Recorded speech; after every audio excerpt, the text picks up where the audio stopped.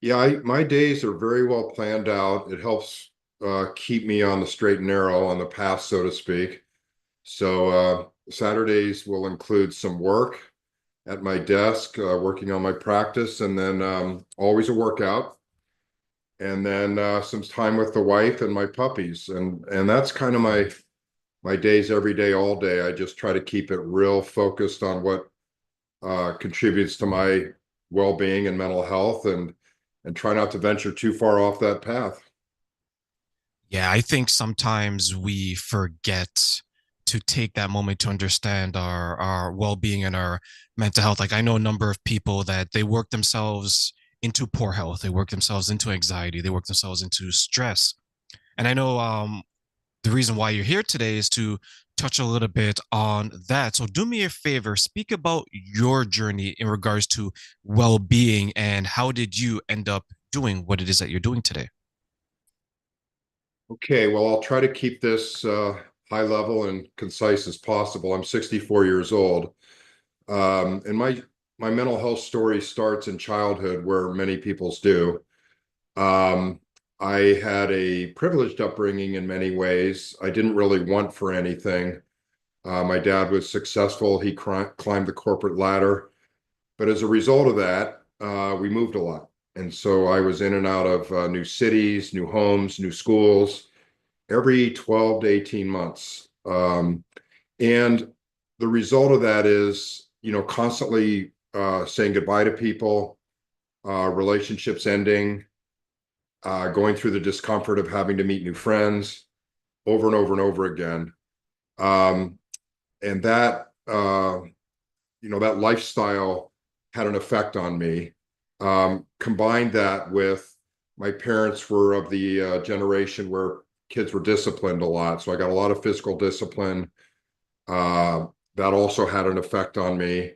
There was some sexual abuse from some older boys in the neighborhood at one point when I was in fifth grade. And then my parents moved overseas, and I stayed here in the U.S. to go to a boarding school, and starting in ninth grade, so I fended for myself a lot. So you combine all those experiences, and I had a lot of self-doubt, a lot of self-esteem issues, a lot of anxiety. Didn't really do well establishing new relationships with people, just because I had this pattern that said, I get close to someone, I leave, or the relationship ends. And so what happened was, is I carried this discomfort with me into college. I found drugs and alcohol. I had a lot of addiction in my family. So you combine those childhood discomforts with addictive substances, and I was off to the races. I ended up coping with my discomforts as I carried them with me into adulthood. I coped with them with addictive substances. And so that was kind of my lifestyle for 30 years until I hit a bottom. My profession was also as an entrepreneur, so that added some additional stress, high levels of activation of my nervous system. So I operated as a professional, as an adult, with a really activated nervous system, very reactive, angry, defensive, hypersensitive, stressed out all the time. And then I would cope with addictive substances. And so that led me to hit a bottom in my early 50s. Um, what got me at the end was a lot of alcohol and pain pills. As a matter of fact, at the end, I was taking 50 pain pills a day and drinking 2 bottles of vodka. It got so bad, I couldn't stop. Couldn't stay awake any longer than an hour or two before I had to consume more to keep my body from withdrawing and shutting down. And yeah, I poured myself into rehab at the age of 52, and that started my recovery journey. And I had to take a real hard look at myself, what had taken me to that point. Did I want to try to change? What did that look like? Um, and I just was able to summon some inner strength. Um, I had always been able to persevere from all of my experiences and be resilient. So I lifted myself up, and with the help of a 12-step program early on, and then a lot of self-discovery, a lot of research and finding out about what had happened to my brain, why was it the way that it was, and what could I do to change my brain to become a different, better version of myself. And so that I became fascinated with neuroscience, and that because that's where all these patterns lies in our brain's neurology. Um, and that's how change is implemented, is through the brain, rewiring it, causing the neurons in the brain to shift to represent a different way of being. And so I just became fascinated. I started studying it more and more. I took some advanced coursework in it. I'm now certified as a neuroscience coach and consultant, and I help um, people that are just either want more out of their minds and want to reach higher levels of potential, and or are stuck in patterns, whether addiction's a part of it or not, and want to shift. They just don't know how. They're stuck. What they have going on in their minds is unpleasant, unhelpful, and unwanted. And they just don't know how to break out and break free. And that's what I help people do. I want to say that is fantastic that you've taken everything that you've gone through and made it into such a positive impact not only for yourself but for others. And you shared a number of things from your childhood where there's sometimes, at least with the people I work with, they have this maybe myth or this misconception of people who come from a quote unquote privileged background and they don't ever suffer any type of setback or any difficulties in life. Knowing the type of childhood that you just described, knowing the type of trauma you just described, were you then looking back surprised that it happened to someone with your upbringing, or were the signs there now that you're looking back on it and analyzing it? Well, privileged in the sense of maybe financially privileged or not wanting for something material is completely different than psychology and the impact that some of these experiences have on a psyche. I mean, kids are kids. Our brains are what they are at that age. And, you may not have clothing problems or food insecurities, which I freely and fully acknowledge are significant and add additional burden on the psyche. So I'm not trying to not pay full respect to that. Having said that, um, you know, somebody that's not wanting for food or clothing can still have mental experiences that aren't pleasant. Being whipped by belts and being hit in the face by parents, or by moving a lot, or by being bullied or sexually abused, whether you're wanting for food or clothing or not, that is going to have an impact on a child's psyche. So, yeah, it's a matter of um, degrees, I guess, but the mind is the mind. And having experiences like that early on in childhood are going to really develop certain patterns in a person's mind that where they're going to need treatment of some sort to help rewire their brains and begin to experience life in more pleasant ways, to begin to shift their neurons. I hope that answers your question. It does. And I'm glad that you made the distinction between the two, because you're absolutely right. Like, you can have parents that provide you with a big house, roof over your head, a hot meal every day, but you're still struggling from a psychological standpoint because you don't have that other side. And that reminds me, when I was growing up, we were poor in, like, financially we were wanting, but as my parents became more successful, the family became more successful, we were wanting in the other side, the nurturing, the love, the affection, things like that. And sometimes people may look at you and be like, wow, look at the size of your house. Look at the car. You have nice clothes. But they don't realize that, yes, you can be struggling in your own way because there's different levels to the struggle, or as you mentioned, degrees. And maybe because of the way we are now, there tends to be maybe more focus or more resources available to, let's say, women versus men in these regards.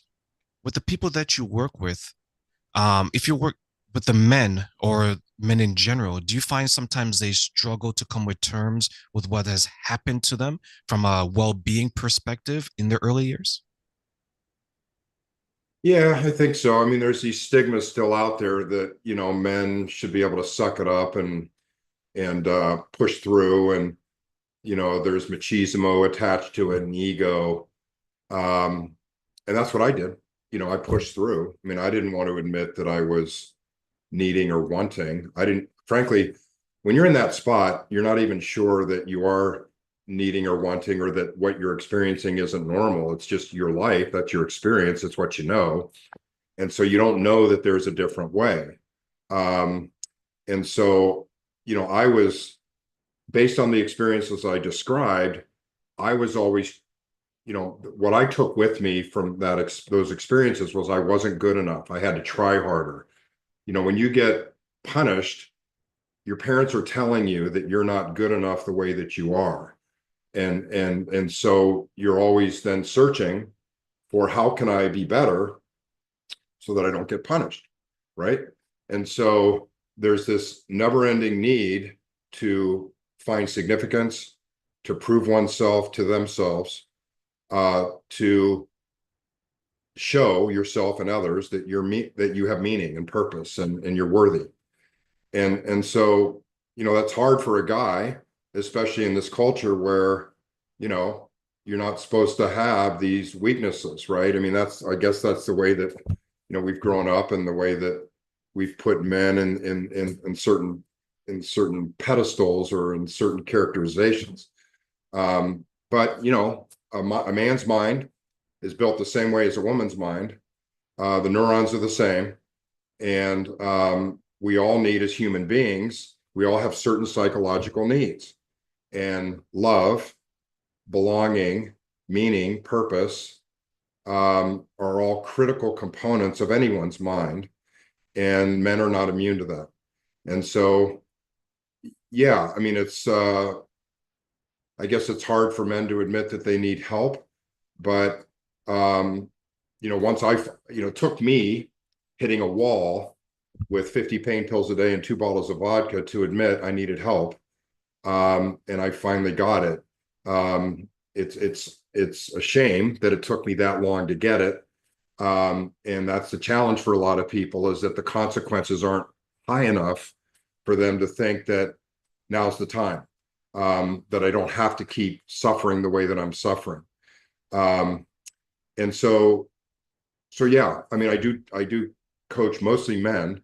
And once they're in the experience, once they've acknowledged and become aware that things can be different, that it doesn't have to be the way that they are, and they look at it as a rejuvenation of themselves, pursuing a better version of themselves.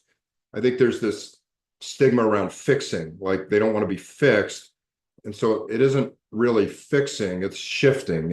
It's taking where we are and moving someplace different, creating a whole bunch of new experiences that are the preferred way of being, and engaging in those. And then over time, our brain begins to shift and we begin to become that other person.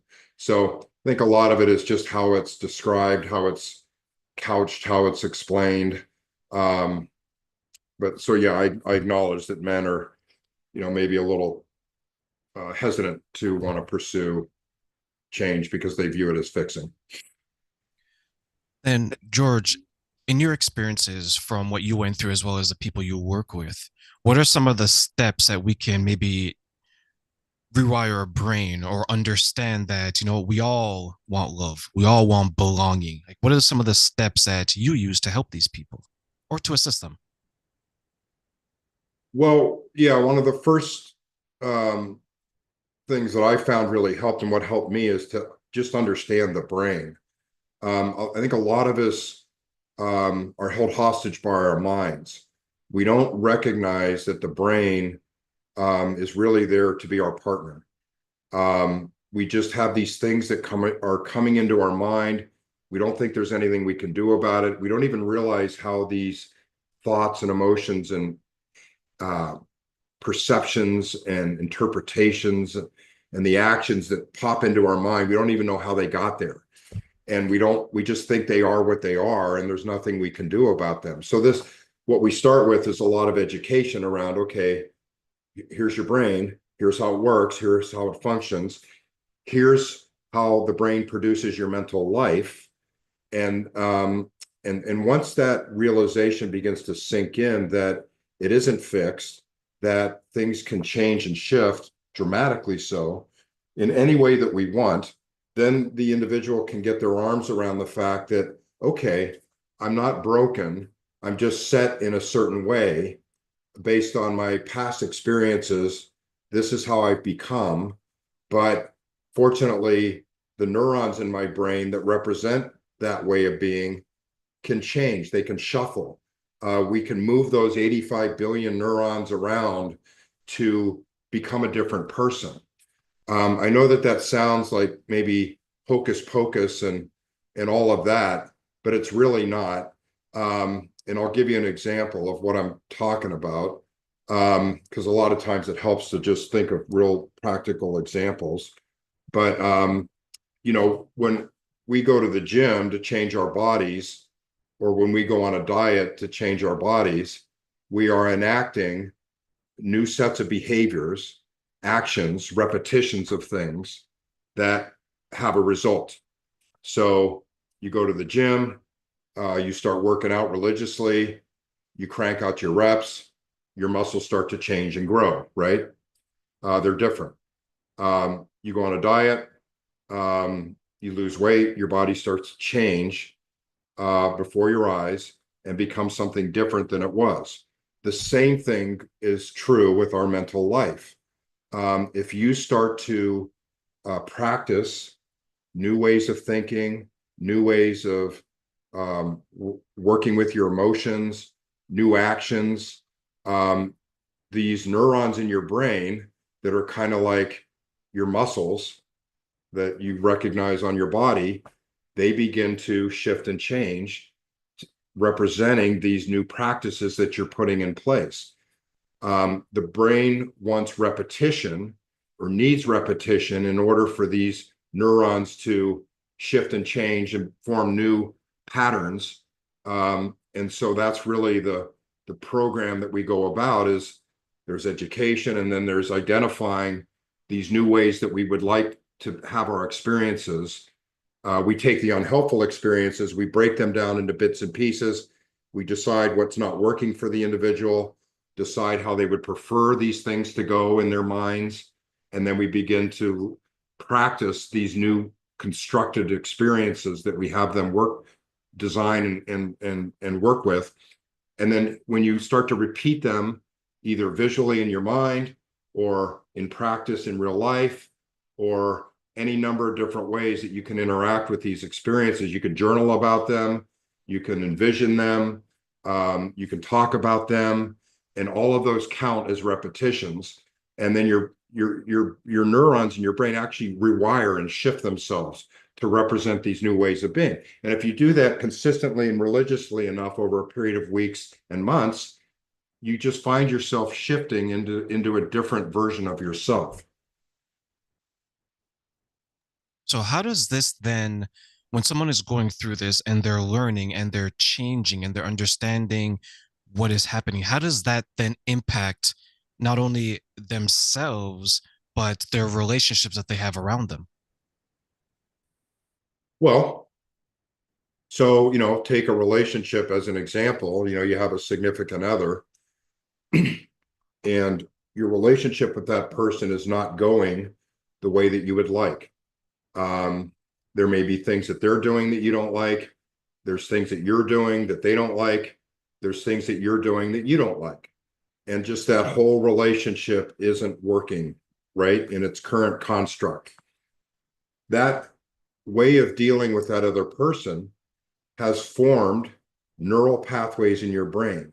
In other words, when you come together with this person, you both have ways of being with each other. And that's formed a pattern, right? Because it keeps repeating itself, it keeps recurring.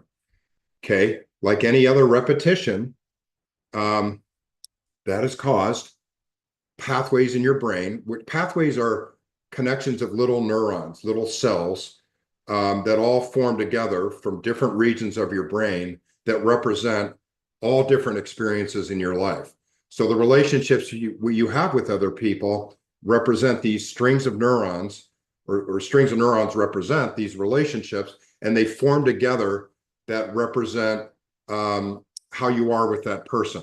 Okay, and they're tied together by neurochemistry. In other words, electrical and chemical signals that are like glue that hold them together and form this pattern. And so what happens is every time that you're with this other person and it's not going well, you are firing more neurochemistry, electrical and chemical signals through that same string of neurons that reinforce. It's like another repetition. So by firing the chemical back through these pathways again, you're reinforcing your way of being with this other person, and it's just negative, and it's happening over and over again, and it's formed this, this pattern or string of neurons. Okay, so then we say, okay, well, that's not working for us, and then we pull apart the experience. Okay, how are you behaving? How are they behaving? What can we do different? Because really what we're after here is changing our own way of being. Because there's only so much we can do to control other people, and frankly, it's not much. And so what we're really after here is how we are as a person. Because at the end of the day, people are going to come and go, and we have to worry about our own behaviors, our own thoughts and emotions. And so we're after reconstructing those. And so we're trying to rebuild ourselves in an identity that we would prefer to have. And so right now, if we're not getting along with someone and we're not behaving well in that relationship, we build an identity around it. We're not happy with that identity. So we have to deconstruct that identity and decide what different identity we want. We don't want to, think, feel, and behave in the ways we are with that person. And so we have to decide what values do we have as an individual. Let's say that we don't want to be angry anymore. So one value that we might have would be tranquility and calm and peace under all circumstances. We want strong relationships with people. We want to, care more about others than we do about ourselves. So we identify these foundational pieces of an identity that we want.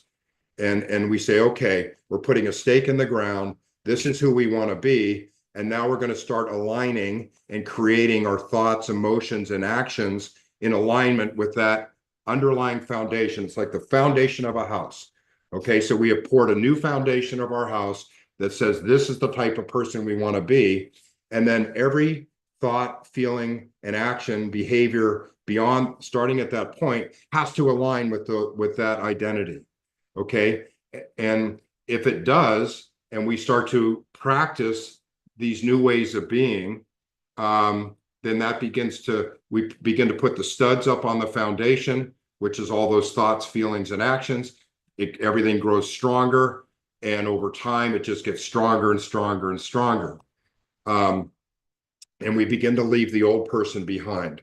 And so that's really what this big picture, what this thing kind of looks like, is we just have to identify the parts of our life that aren't working well for us, such as relationships, break them down, decide what our part in it is, how we want to be different, and then begin to practice new ways of being that align with our new identity. And that allows us to begin the shifting process. So with that said, then, if we need to break down, if we need to identify, then break down parts of the identity and understand what we want and what maybe we don't want, what do you think then, George, are some of the obstacles that people face in identifying the parts of themselves that they want and the parts that maybe they need to change or resolve? Well, I mean, it takes work and introspection, right? I mean, so first of all, the brain is geared towards reward. So the brain doesn't really want to do anything unless it views there's going to be reward in it. Secondly, the brain is wired to for familiarity and for predictability and for your survival. So the brain prefers to keep you right where you are because its main job is to help make sure that you survive and you have babies and continue on with the species. Okay. So even if your life isn't going well and you're uncomfortable, the brain knows you haven't died yet. Uh, and so it prefers to keep you in this discomfort rather than change because it doesn't know what that change looks like because it hasn't been there yet. And so it doesn't know if there's reward there. Is it going to be worthwhile to the brain? It doesn't know if you're going to survive. It doesn't. And so the brain tends to want to resist change because of those reasons. And so that's what the initial part of change, that's why it's tough and why we have to try to force it and work at it consciously in the front part of our brain until it becomes habitual down the road, is because we have to kind of force the brain to come along with us to create that change. And so that's what I think is hard for people, is that they don't want to change. And it's because their brain really doesn't want to change. And so what I do is I work with people to really spend time envisioning this new life that they're going to have and how great it would be to have better relationships, to be kinder, to be calmer, to be more on top of their game, to not have this negativity running through their minds all the time. So that's part of building this identity, is laying out all these elements that represent who they want to be, and then having them spend a bunch of time with that individual, that new identity of themselves, and just feeling how good that's going to be. And then they begin to get goosebumps. They begin to get this warming and wellness, these neurotransmitters called endorphins and serotonin that start to well up within them as they begin to picture and visualize and imagine how much better this life is going to be. And then the brain begins to say, okay, well, that does sound pretty good. Maybe I'll come along with you for a little bit. And then, as we're shifting and things are getting a little better, then we have to sit there and say, okay, this is better. It's not as difficult and traumatic as my life has been. I'm starting to see a little bit. So the brain latches onto that. It's very similar to training a dog. You can't just go up to a dog and say, sit, please. The dog won't do it.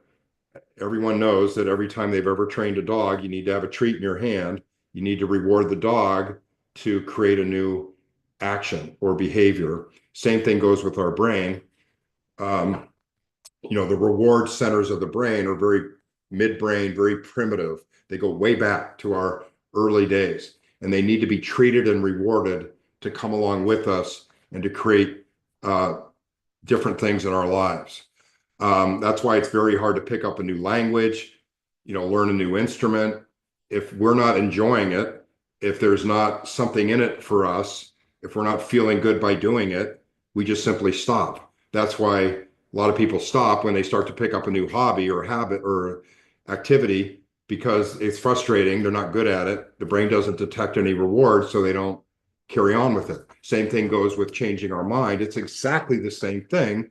Is improving your mental well-being is exactly the same as learning a new language, picking up a new instrument. It's going to be a little hard at first because your brain doesn't know it's safe. It doesn't know that there's going to be reward in it. And so that's what the coaching does. It helps that individual assure them, helps them continually paint pictures about why this is going to be better.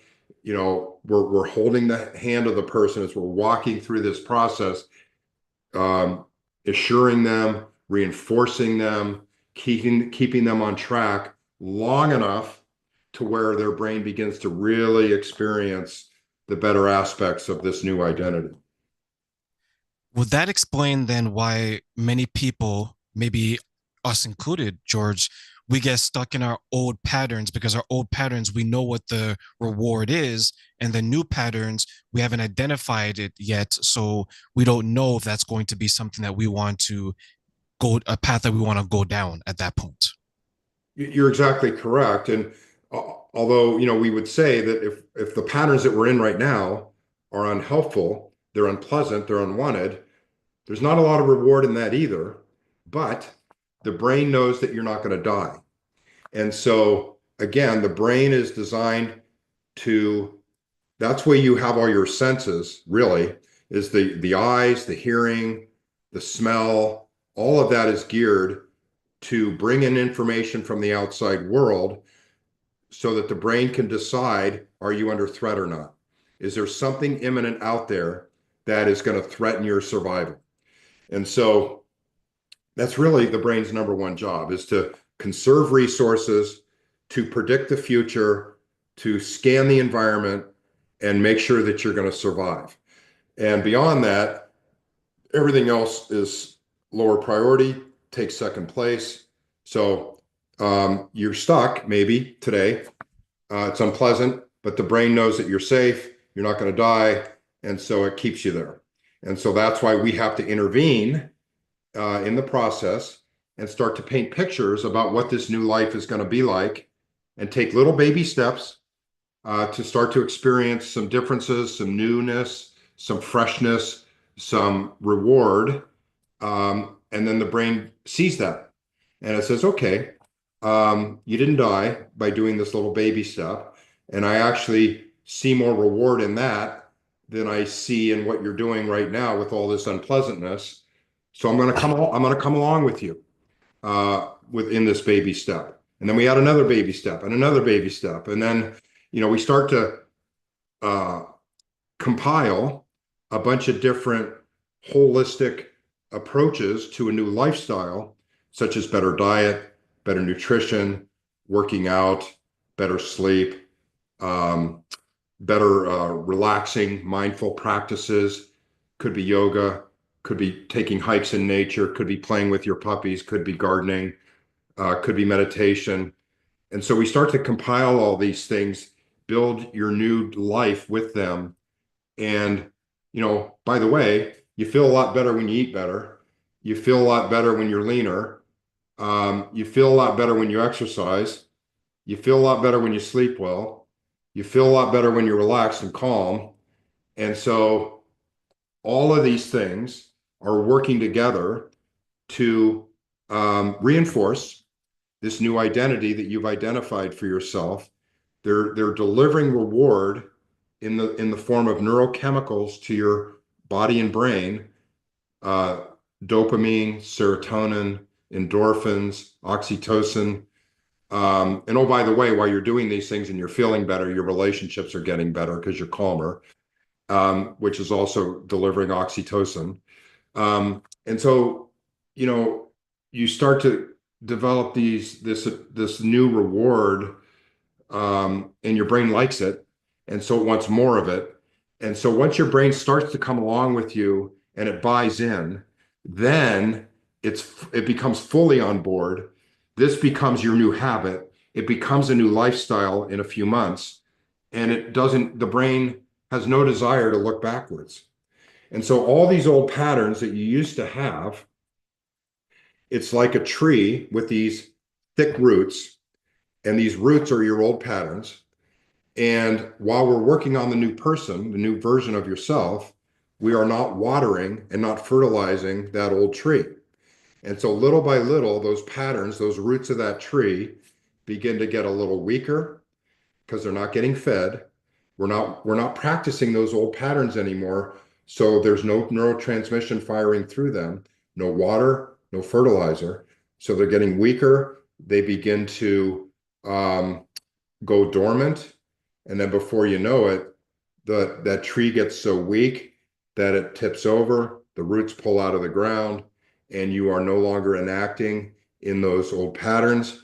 And your brain has very little desire to re-engage in them again because there's no reward in them, right?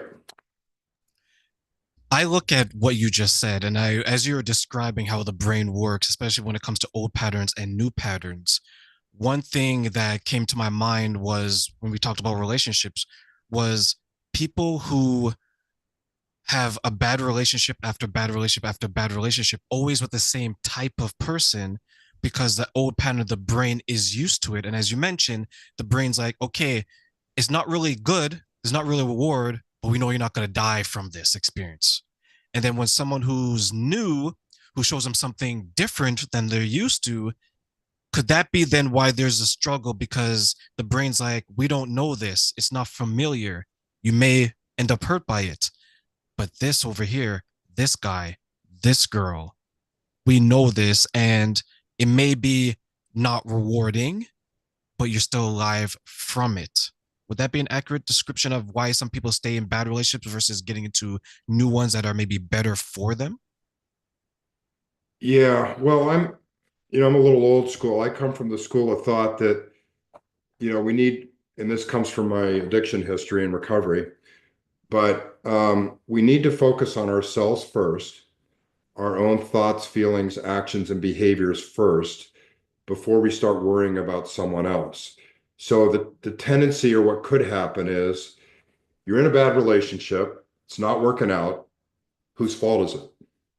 Is it, if we're always leaning to the side that it's the other person, um, then we're not looking at ourselves. And then over time, if we're in one bad relationship after another, guess what the common denominator is in all of those bad relationships? Us. And so, you know, I find that if we work on ourselves, we create the best version of ourselves. We identify how we want to be as a person, that ideal version of ourselves, and we practice all of the thoughts, emotions, and actions, behaviors that will represent that identity. Then, and we're clean, our side of the street is clean, or we're working on it always. And that's the other thing, is that this is never an end game, that like you never arrive at this perfect version of yourself. The whole key here is to get on the path of what I call recovery, which is becoming the best version of yourself. So it's not just for addicts and alcoholics, it's for everyone. So we should all be on a path to recover, to become the best version of ourselves. We never get there, but we just have to be on the path. So if we're on that path, we're always working on ourselves. Then I think we find that relationships just naturally improve. Now, isn't it better to know that you feel that your side of the street is clean, that you're doing what you can to be a good partner to that person, controlling your own behaviors, and then we can worry about the other person. And if they're still not fitting in with that, then we have something else to evaluate. But I just find so many times that we haven't done the work ourselves. And the other thing is, if we have these old patterns from previous relationships, which have formed these neural pathways, and we haven't done any work with ourselves, and then we break up with that person and we go into another one, guess what? The same patterns that have built up over time because of all the other relationships that we've had are still there. And so we continue to think, feel, and behave like we have with all those other people with the new person. And then it doesn't work out with them either because of these old patterns. Because I guarantee you, if you have negative thoughts, emotions, and actions running through your mind, it's bleeding out into those interactions with others. And so if they're still there and you've moved on to a new person, they're still there and they're still bleeding out into the new relationship. So no wonder things aren't going so great, right? Yes. And from your perspective, then, why do you think so many people struggle with looking within, resolving within, and then going out and maybe interacting with people, as you put it, cleaning up their side of the street before crossing the street to see what's on the other side? Well, it sure is a lot easier to blame someone else than to look deeply and undergo the process of change within ourselves. Our ego gets involved. Um, even though we probably know deep down the things that we're not, the behaviors that we're not proud of, but it's just a lot easier to blow it off, blame someone else than it is to look inward, be humble, be introspective, and really examine your part in this, because it's going to require that you change. And remember, the brain is not geared to want to change because it doesn't know what that looks like. You don't even know how to change because you don't know how to go about it. Um, so there's a lot of resistance there. There's a lot of built-in resistance to wanting to look at yourself and to want to make necessary change. There's the knowledge gap, there's the desire, there's the not knowing if it's safe, not knowing if there's reward, there's all of that. And versus just saying, well, it's the other person. So I think that's inherently why, we, always just want to shift onto somebody else. So, George, as we close, I want to ask you a question. But before I ask you a question, I'm going to give you the ability. You have three wishes, and you can wish this. You can wish that people would know any and everything. But pertaining to the question and these three wishes, what is it that you would want people to know today regarding themselves and how they can change their brain patterns to find success? And you have three wishes to grant these people in knowing what you think they should know. Well, I wish that they would take the time or seek out understanding of the brain, how their mental life comes to be, that their brain is not some um, uh, something that you can't engage with, partner with. It is there for you to control and master. It's very similar to like, you're in a car. Um, when your brain is running the show, when your mind is running the show, it's in the driver's seat, you're in the passenger seat, you're along for the ride, and you have no control. And it's happening to you, and you aren't even aware that you can do anything about it. So what I wish is that people ask the brain to stop the car, get out of the passenger seat, walk around to the driver's seat, ask the brain to get in the passenger seat, and you sit in the driver's seat, put your hands on the steering wheel, and start to drive your brain.